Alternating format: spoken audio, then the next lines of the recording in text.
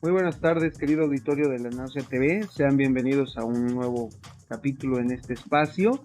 Empezamos el año bastante bien, teniendo por aquí a un viejo conocido, el doctor Ángel Granados. Muchas gracias, Ángel, por estar con nosotros nuevamente.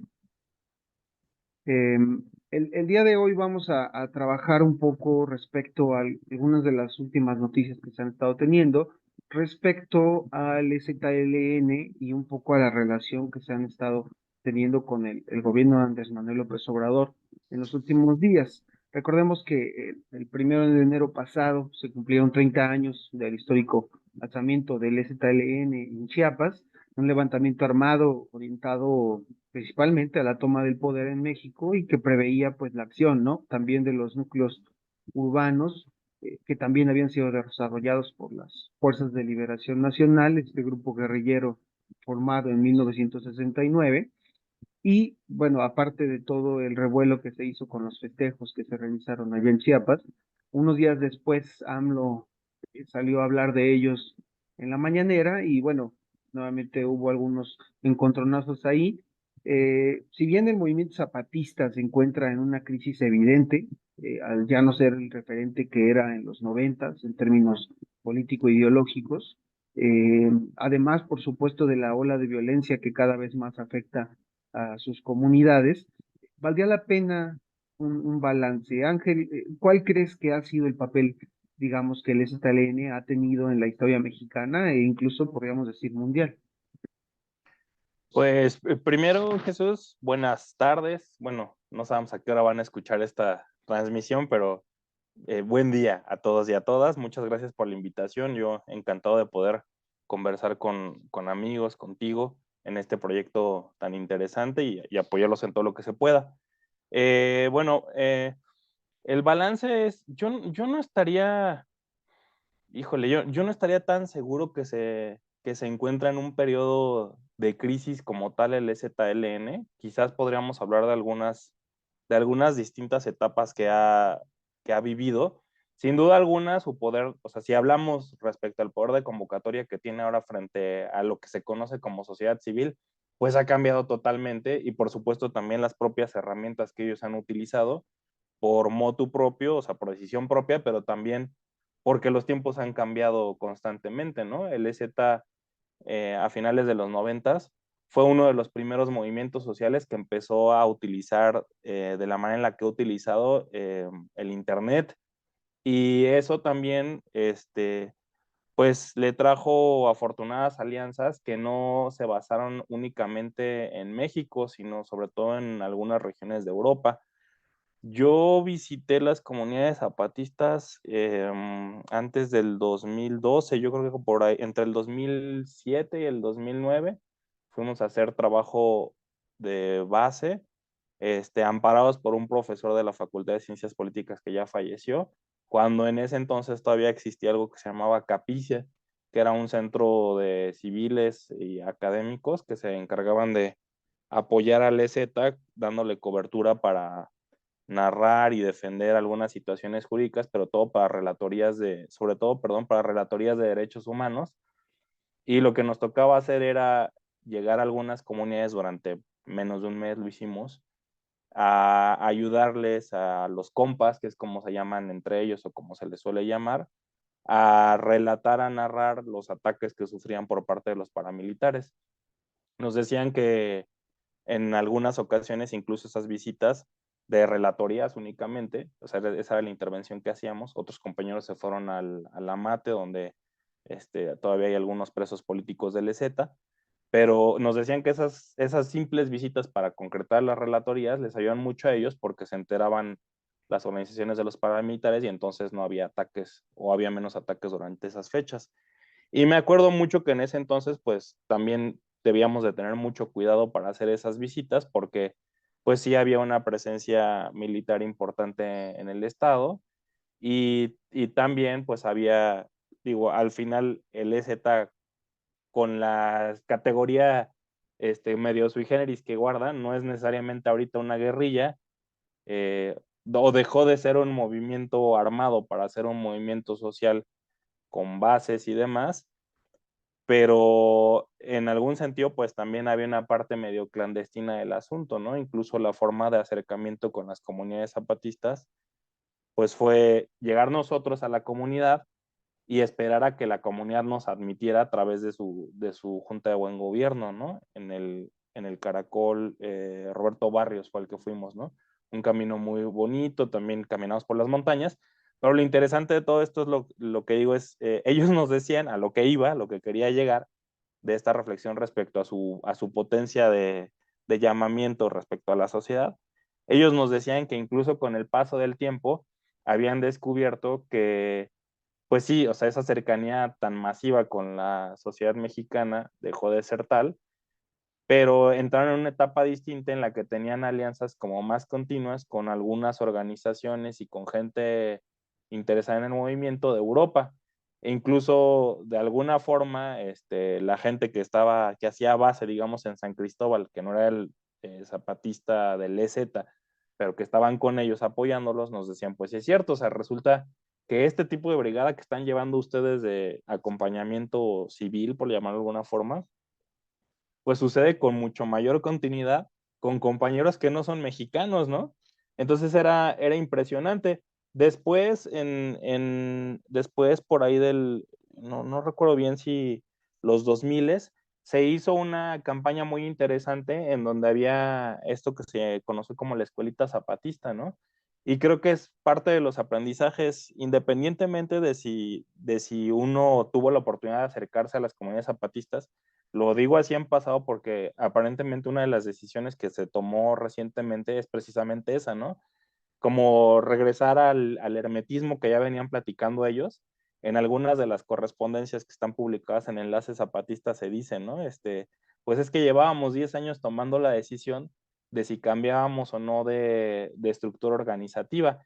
Y no es mentira, o sea, yo me acuerdo mucho aquella ocasión que fui y que mantuve cierta comunicación con algunas personas que tenían contacto, nos decían, bueno, es que están decidiendo si se cierran las comunidades o si se abren, y siempre había sido un ciclo que seguían las comunidades y que también obedecía a la propia decisión que se tomó en comunidad a partir del EZ respecto a lo de afuera, ¿no? Construir sus propios servicios de salud, sus propias escuelas, abastecerse de cierta forma de alimentos, no consumir drogas, no consumir alcohol dentro de las comunidades, ¿no? Entonces, pues han cambiado los tiempos para el EZ, ¿no? Y eso es también afortunado para ellos, han tomado decisiones que parece ser que ojalá que los lleven también a seguir perviviendo.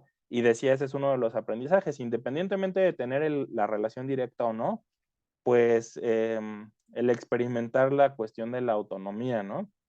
Hay muchos profesores o académicos, me acuerdo, ¿no? Que cuestionaban, decían, bueno, pues es que no son autónomos, no están flotando sobre la tierra y en términos, pues teóricos, pues ahí sí hay una autonomía en desarrollo que no tiene que ver necesariamente con las categorías ya medio, creo que complejas de sostener a ultranza beberianas, ¿no? Acá del el territorio, ¿no? La presencia y demás cosas, va mucho más allá la cuestión del EZ, ¿no? Y creo que al final, insisto mucho, uno de los aprendizajes es eso, ¿no? O sea, el proyecto surge por una necesidad que se tiene en la región inicialmente chiapaneca, luego se extiende a otras regiones, pero ellos dicen, bueno, teníamos necesidades concretas, materiales, que eran alimentarnos, tener educación, podernos curar, y lo único a lo que estábamos sujetos, pues era una marginación sistemática, ¿no?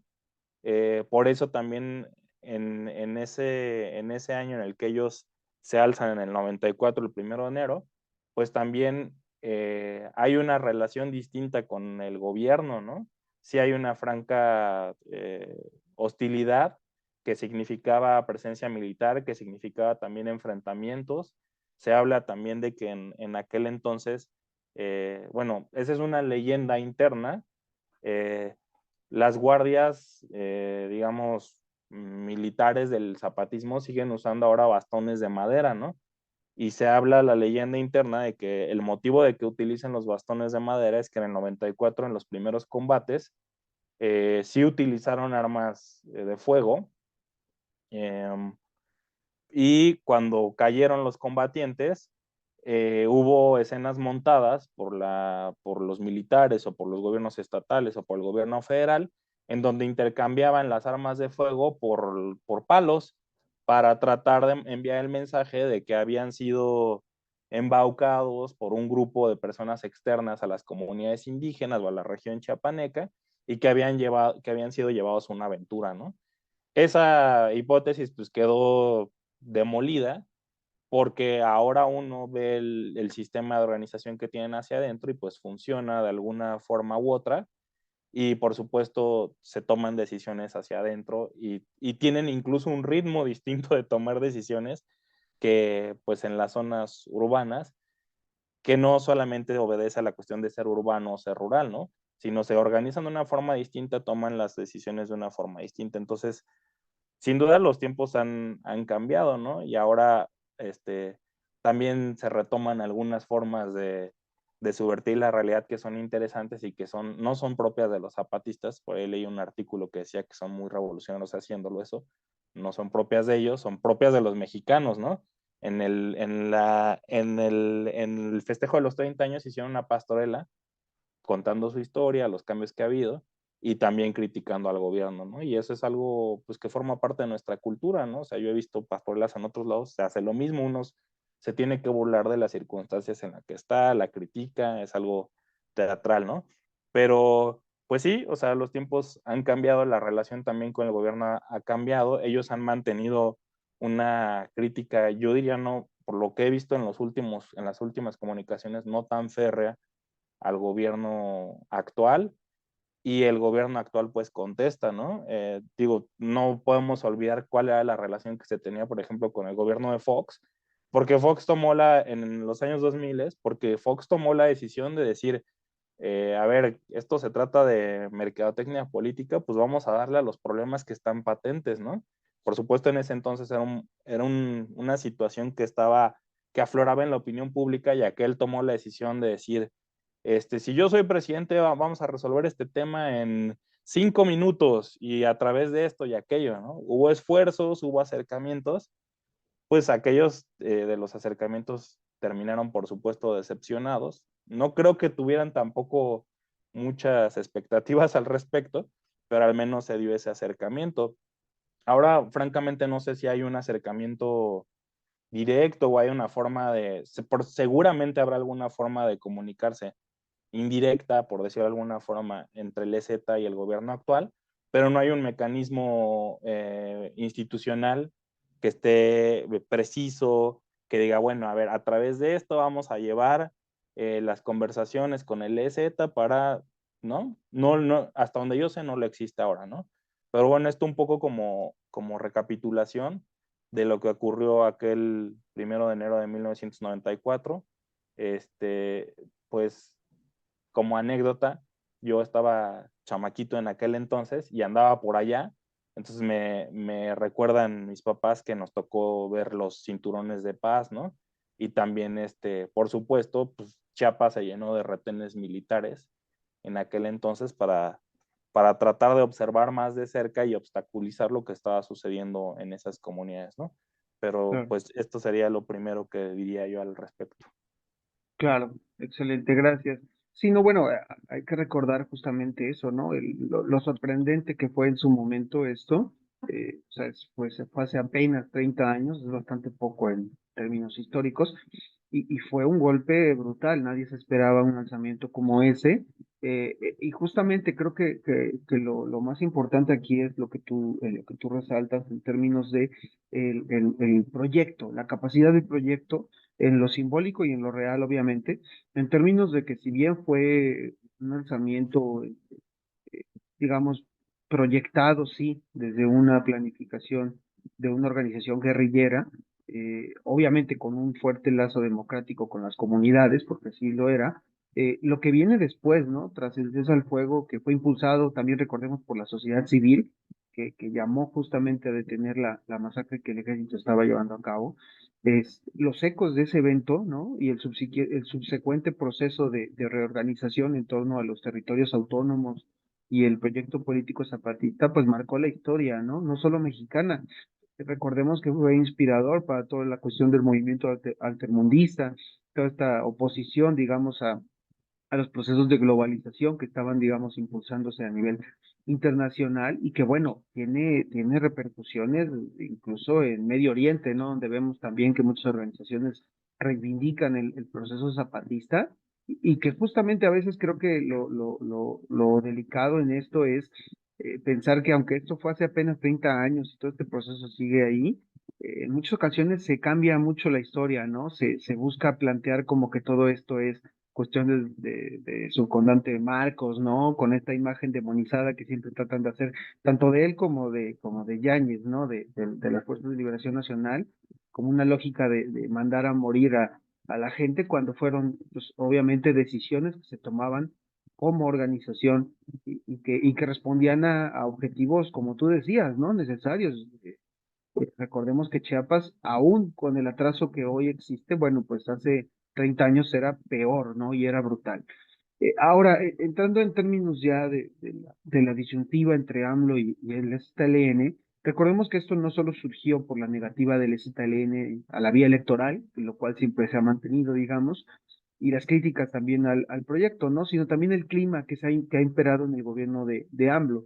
Si bien se habla de que no hay persecución, organizaciones y luchas populares, pues los datos nos han reflejado que particularmente en Chiapas hay una ofensiva violenta considerable, ¿no? Tanto el ZLN como la organización campesina Emiliano Zapata, que también desarrolla su trabajo cerca de ahí, se han visto, digamos, víctimas, ¿no? De los ataques de los grupos paramilitares como la Orcao y como los Petules, ¿no? En este sentido, digamos, las críticas de la situación de seguridad en la región, pues AMLO lo que respondió fue que no solo negando la existencia de esta situación de violencia, sino que aprovechó para cuestionar los intereses del ZLN, ¿no? Cuestión bastante delicada y el hecho de que no apoyó a Morena, ¿no? Los llama a una autocrítica y a preguntarse por qué Morena sí logra resultados, demeritando un poco la labor del STLN.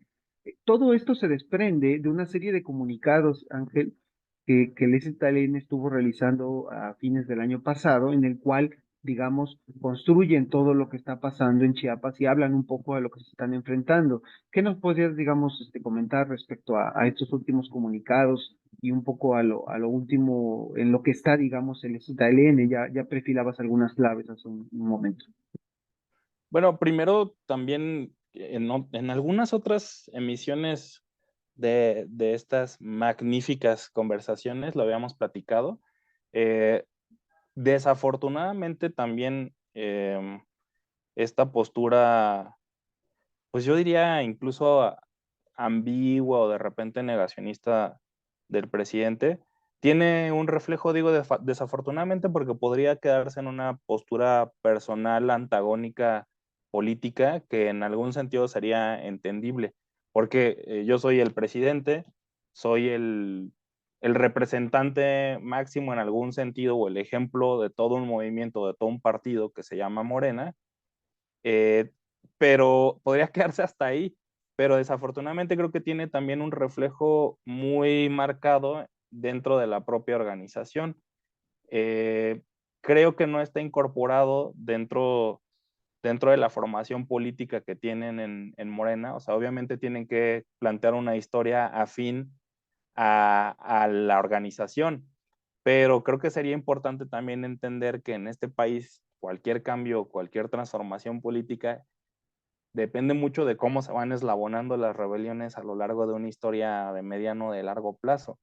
Y por lo tanto los movimientos sociales son primordiales, son importantísimos.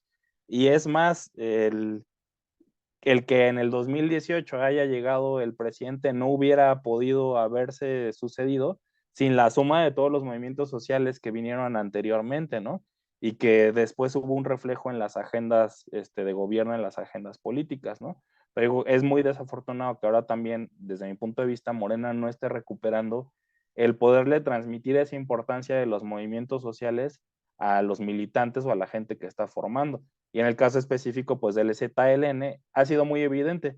Cada que el presidente plantea estas disyuntivas, se viene una avalancha, una ola en redes sociales de críticas, pues bien hasta históricas o no sé cómo llamarles, ¿no? En donde regresan estas cuestiones de el ZLN fue un invento de Salinas de Gortari y cosas que vienen desde un punto medio ciego o ignorante de cómo han sucedido las cosas y que terminan además demeritando el papel que tienen los movimientos sociales tan importantes en la historia de este país, ¿no? Bueno, uno. Luego dos, digamos en mediados o inicios del 2023 a la fecha, hice una revisión, le comentaba a Jesús de los comunicados, de las comunicaciones que se han sumido en esta página que se ha utilizado durante varios años, Enlace Zapatista, y hay algunos temas que están planteados que están interesantes. Uno es, pues el EZ mantiene un apoyo a través de algunas protestas regionales locales a cierta oposición al desarrollo del corredor del Istmo, ¿no? Que esto pues va alineado también, por supuesto, a las críticas que han hecho durante muchos años a la situación de los megaproyectos. Segundo, hay también comunicaciones en donde pues ellos lanzaron una convocatoria para apoyar a través pues de víveres o de dineros a los damnificados por el huracán Otis en Guerrero, ¿no? Y hasta donde recuerdo, una parte de los recursos los entregaron en Coyuca, de Benítez, ¿no? Luego también, por supuesto, se suman pues a la crítica muy oportuna de la situación en Medio Oriente, sobre todo esta nueva acometida militar genocida que está encabezada por Israel sobre Palestina y que entre paréntesis algunos caricaturistas han proyectado muy bien, ¿no? Por ahí hay una caricatura que dice, Israel dispara, Estados Unidos da la munición y Europa pone el silenciador, ¿no? En una crisis que, pues, creo que cada vez también nos acerca a un desarrollo bélico regional muy peligroso, ¿no? Con los enfrentamientos que ha tenido Israel con Líbano, con otros gobiernos regionales, el atentado que fue también hace algunos días en Irán, en fin, pero bueno, el EZ le entró también a la discusión y por supuesto habla del horrible que es la cantidad de niños que han muerto en esta guerra que sostiene Israel sobre Palestina y que ya me parece cumplió hace algunos días 3 meses, ¿no? Luego otro tema también en el que se meten es el cambio de lógica organizativa. Es, o sea, es divertido todavía leer al capitán Marcos porque sigue haciendo chistes, sigue haciendo bromas, sigue utilizando esta forma tan florida de escribir y deja en esa comunicación un esquema de cómo se habla de la nueva lógica organizativa. Pero además, por ahí ellos comparten una entrevista que se le hace a Moisés, a uno de los mandos del EZ, en donde está explicando de una forma interesante por qué se toma esta decisión del cambio de lógica organizativa, ¿no? Y lo reflejan con una especie de pirámide al revés, ¿no? Dicen que anteriormente, pues las juntas de buen gobierno eh, palabras más, palabras menos, interesante. Parece ser que ellos también se sometieron a estos procesos burocráticos, no lo dicen así, pero parecería que están sugiriendo que al final el poder del ejército zapatista acabó residiendo en otros sitios más que en los núcleos organizativos y entonces ahora la intención de esta nueva lógica organizativa es pues poner las cosas al revés, ¿no? Más bien que el núcleo de las decisiones sea esta nueva figura que se llaman las GAL, ¿no? Que son el gobierno autónomo local, que serían pues prácticamente las asambleas locales de las comunidades. Ellos dicen también respetando estas cuestiones de diversidad de organización, comunidades, barrios, como le quieran llamar, ¿no? Luego también está presente constantemente la crítica al gobierno actual en dos vertientes, decía, ¿no? En los megaproyectos y la otra a la presencia sostenida del crimen organizado. En lo que llegué a zigzaguear de estos comunicados, no llegué a ver la situación particular de Chiapas, pero sí, o sea, sin duda algo está pasando en Chiapas en términos de crimen organizado, respecto a cuestiones de homicidios, no hay algo patente, al contrario, o sea, ha cambiado la lógica y están en descenso, pero como en algunas otras partes del país han habido eventos que sugieren que hay algo crítico que está pasando en la sociedad. ¿A qué me refiero? Pues hasta donde yo recuerdo, parece ser que Chiapas no era una de esas entidades donde uno veía la movilización del crimen organizado de esta forma en la que le estamos viendo, y que también incluso ahora se ve en el Estado de México, ¿no? Que le dicen, bueno, yo crimen organizado movilizo a un grupo de comerciantes para usarlos como escudo humano para hacer mis maldades, ¿no? Entonces es algo que está pasando en Chiapas, el bloqueo también del transporte de alimentos, de abarrotes en algunas zonas de la frontera sur de Chiapas, en fin. Y otra cosa también importante que está presente en sus últimas comunicaciones, y ahí también mis respetos porque son, o han sido al menos, han ido a la vanguardia en términos de producción audiovisual. Han hecho algunos cortes muy interesantes, muy bonitos, como ellos lo saben hacer, en donde lo que sugieren, lo que están dibujando es que renovaron también, además de la lógica organizativa, están renovando algunas herramientas de las que hacen uso en el sistema organizativo que tienen. Parece ser que compraron una flota de bicicletas eléctricas, bicicletas y transportes para poder mover a sus promotores de salud, ¿no? Que son, creo que más de 100 o algo así, no tengo la cifra a la mano. Pero la forma en la que decidieron comunicarlo a través de esta página que recupera sus comunicados y demás, pues es con cortos, pues sí, de video, ¿no? Donde aparecen las bicicletas y demás, y la felicidad de la gente de estrenar sus bicicletas para moverse, ¿no? Yo diría que este es un resumen rápido de algunas de sus comunicaciones, por lo menos tomando en cuenta el año pasado. Por ahí también hay un chascarrillo que se avienta todavía en ese entonces, creo que el subcomandante Marcos, respecto a un personaje de sus fábulas, si le pudiéramos llamar así, Durito, este escarabajo, y se avienta un chiste respecto al estreno de la película El Escarabajo Azul, ¿no? Ahí dice que es una metáfora y que él es el representante de Durito y que, en fin.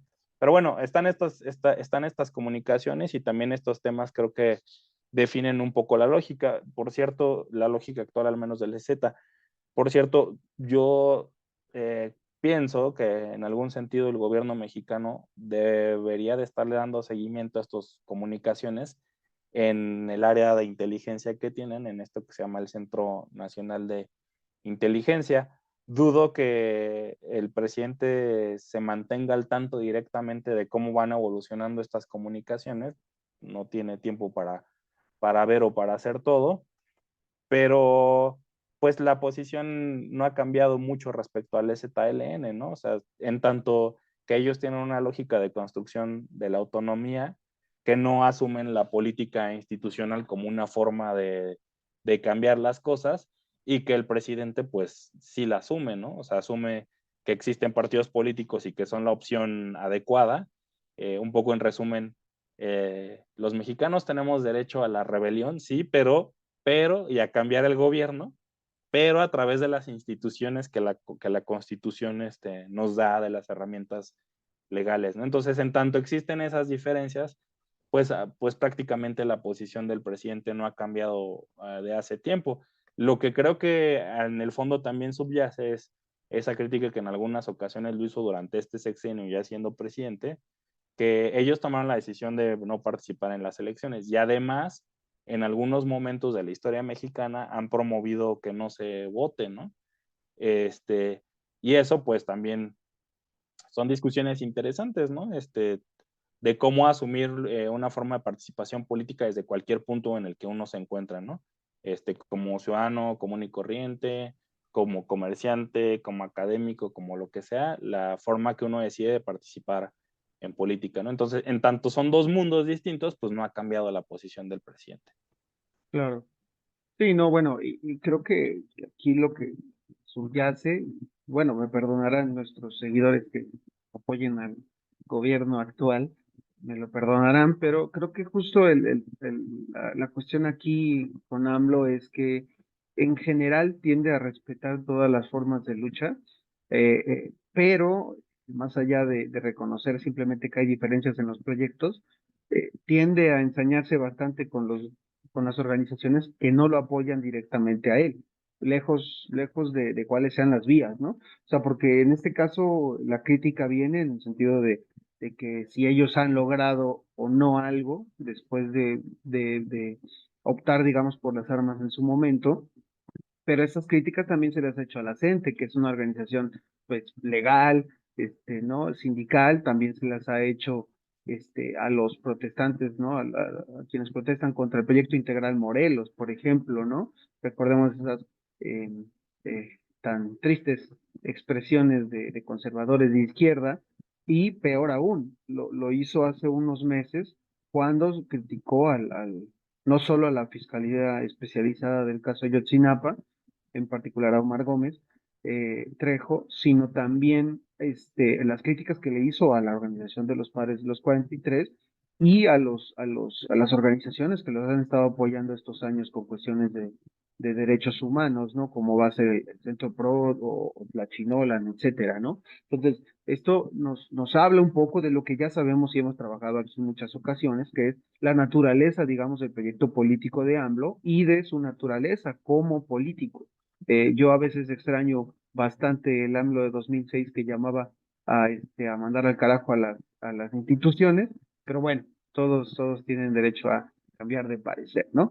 Solo para añadir un poco la cuestión de violencia, tú hablabas, ¿no? AMLO habló de que las cifras de homicidio bajaron, las cifras de algunos delitos también, eso es cierto, pero creo que deja de lado un aspecto que es muy importante, que son las cifras de desplazamientos forzados en la región, que es una crisis bastante importante en el sur mexicano. Tan solo en la primera mitad de 2023 se contabilizó que cerca de 3.243 personas fueron afectadas en 5 municipios de Chiapas. Esto es casi la mitad, ¿no? De los desplazados en México, según los datos de la Comisión Mexicana de Defensa y Promoción de los Derechos Humanos. Entonces, hay una crisis de seguridad en el sur de México, más allá de que AMLO lo niegue, y esto está afectando en efecto también a las organizaciones populares, ¿no? Que aparte de tener que luchar, digamos, contra toda la vorágine económica, contra, digamos, los límites políticos que tienen ahora al enfrentarse a la 4T, que hay que reconocer que tiene un apoyo como ningún otro partido lo había tenido en el gobierno en las últimas décadas, y entonces aparte de eso se tienen que enfrentar a estas estructuras de violencia, pues que están mermando toda capacidad de organización, ¿no? Esperemos que logren recomponerse. Ángel, ¿alguna consideración que tengas de último momento para cerrar? ¿Qué esperas que pase de aquí en adelante con el EZ y con Morena? Pues, bueno, por lo menos con el EZ, pues espero y deseo que sigan creciendo en organización y ellos saben cuáles son los resultados que han logrado, ¿no? Y sin duda alguna, pues yo creo que representan una esperanza para muchas comunidades, ya no solamente enclavadas en la selva chiapaneca, ¿no? Sino en otros sitios del país, afortunadamente.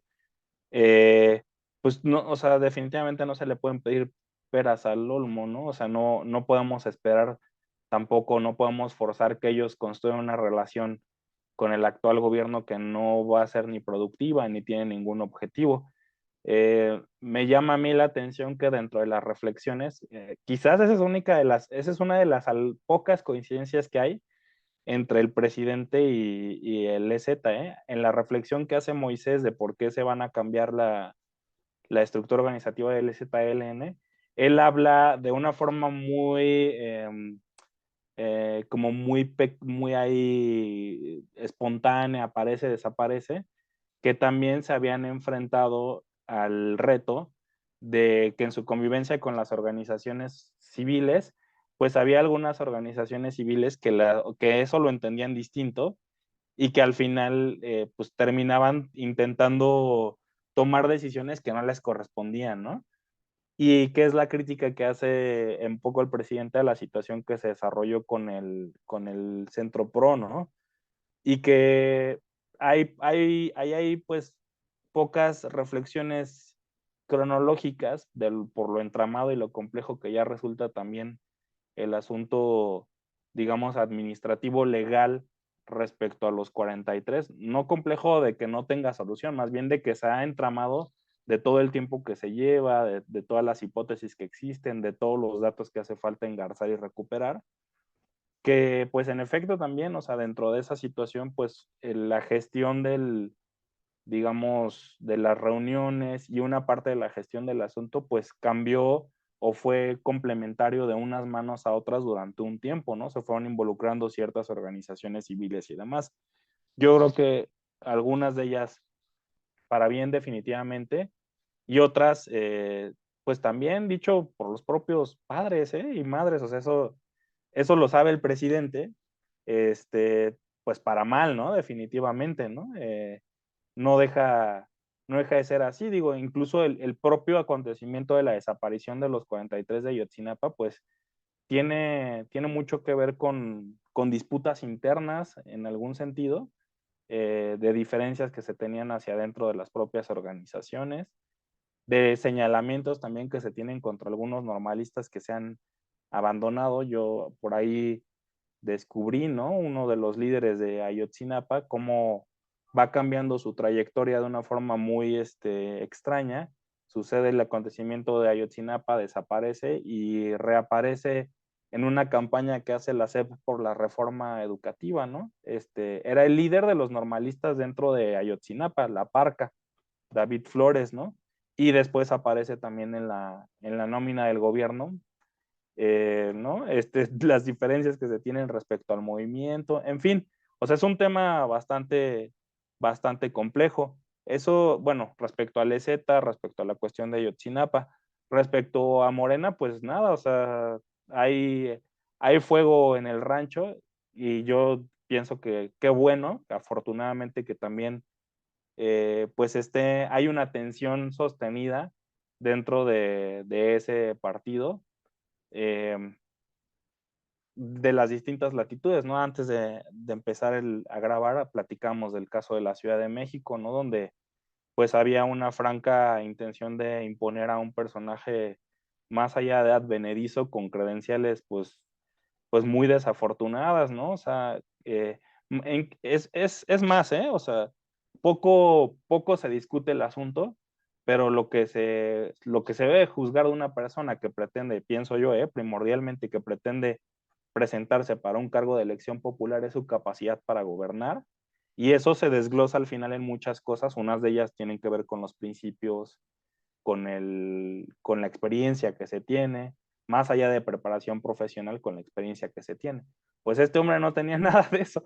Yo creo que ni principios ni capacidad para gobernar, y había una franca intención de sectores de la cúpula morenista de imponerlo, y pues hubo una rebelión afortunada en donde muchas personas le entramos, digo, yo le entré, pero no porque sea militante de Morena, simpatizo con el proyecto, pero le entré porque habito la Ciudad de México y estaba preocupado, ¿no? Pensaba que era un momento, pues primordial de qué iba a pasar con la ciudad, también con el proyecto, por supuesto, ¿no?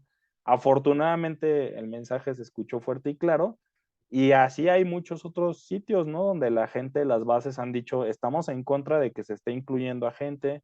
Está el caso de Rommel Pacheco, ¿no? Que pues otra persona sin capacidad de gobernar que lo tomó el PAN por decir, bueno, es una estrella de los atletas, nos va a servir para conseguir votos, y ahora lo toma Morena pues como jerga, ¿no? Y dicen, bueno, pues ahora le va para Mérida, si no mal recuerdo. O sea, lo que te decía hace rato lo sostengo, por supuesto, es el riesgo empezando a multiplicarse del desgaste del propio proyecto, ¿no? De todas las cosas buenas que tiene el proyecto y la potenciación de todas las cosas malas que tiene el proyecto, ¿no? Se suponía que en el 2018 se había tomado la decisión de incluir a la gente de distintos colores y sabores y de historiales políticos cuestionables, porque no se tenía la fuerza suficiente y porque se tenía que alcanzar esa fuerza. Ahora, en el 2024, ese sigue siendo el mismo argumento y eso no es posible, ¿no? Julio Astillero, lo repite mucho y dice, bueno, ¿y qué está pasando con la gente que está formando el partido, no? ¿Cuál es el espacio para la gente que forma el partido? Y más allá de eso, yo diría, no se dice mucho públicamente, pero suelo mantenerme al tanto con los amigos que participaron en ese proceso. ¿Cuál es el espacio que tiene en Morena la gente que le costó sudor, sangre y lágrimas la gente de base que construyó ese partido, ¿no? Yo creo que, o espero que los resultados también de esas malas decisiones se reflejen pronto y que también se pueda orientar en un rumbo distinto, si no, pues o sea, el desgaste va a ser veloz y yo incluso aventuraría, por decir, como te lo decía al principio de la conversación, por decir una cifra, que no soportaría ni siquiera un sexenio, ¿no? O sea, el proyecto se vería tan vapuleado, pues que pues quizás empezaría más bien a plantarse en trizas y ya no en un proyecto. Y la otra cuestión, dos datos anecdóticos que me parecen importantes. Eh, Se insiste mucho en las campañas mediáticas de Morena que la unidad es la solución a todos nuestros problemas y que eso debe de ir por delante de cualquier otra situación y luego se salta hacia el tema del interés general por encima de las diferencias políticas, ¿no? Pues resulta que la unidad era una consigna conservadora en este país, ¿no? O sea, ante un gobierno de derecha, por ahí tiene Araujo, Rodríguez Araujo, Octavio Rodríguez Araujo, un artículo en La Jornada, que incluso en cierto momento en Europa fue una consigna que utilizaron la ultraderecha, ¿eh? En México lo utilizó la derecha para unificar en torno a un proyecto y rasurar todas las diferencias y todos los conflictos, ¿no? Entonces a mí me parece muy desafortunado que Morena siga haciendo uso de esa, o sea, que sea el eslogan unidad y movilización, ¿no? No son primos, no son hermanos, no tiene que ver uno con lo otro, ¿no? Y lo segundo es como anécdota, ahora que es el año de este fantástico y extraordinario personaje, Felipe Carrillo Puerto, el apóstol rojo o también conocido como el dragón rojo de los ojos de Jade. Ahí hay un texto bien interesante, muy padre, en donde él protesta, me parece que, no recuerdo el año, pero el contexto es que había movilizaciones de organizaciones obreras y demás, y tienen acceso algunos a los balcones de Palacio Nacional.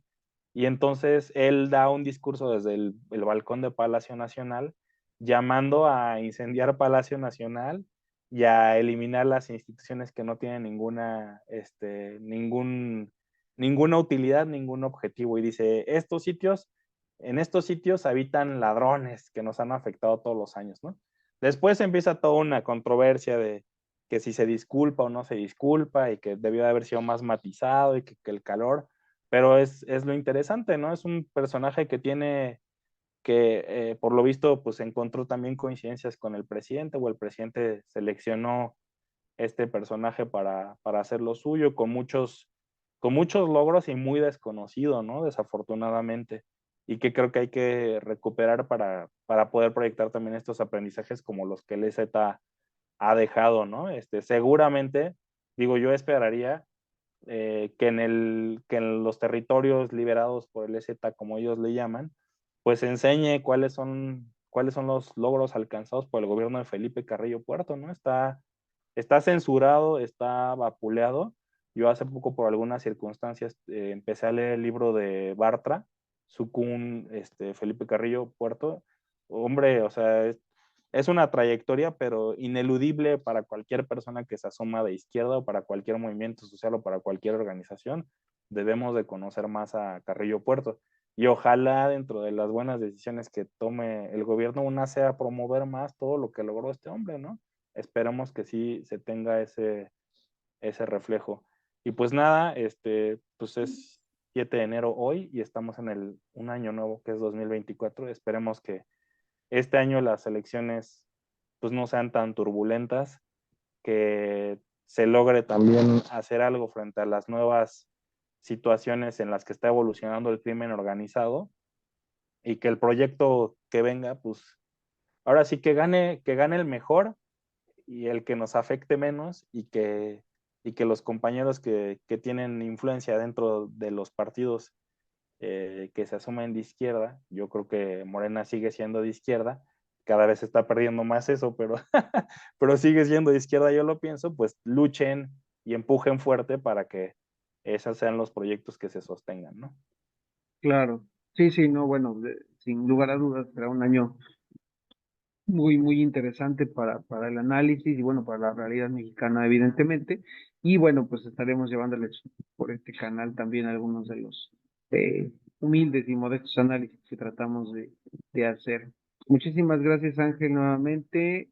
También gracias a todo nuestro auditorio. Recuerden darle like, compartir el video si les gustó y suscribirse a nuestro canal para que estén atentos a todo lo que produzcamos. Un saludo.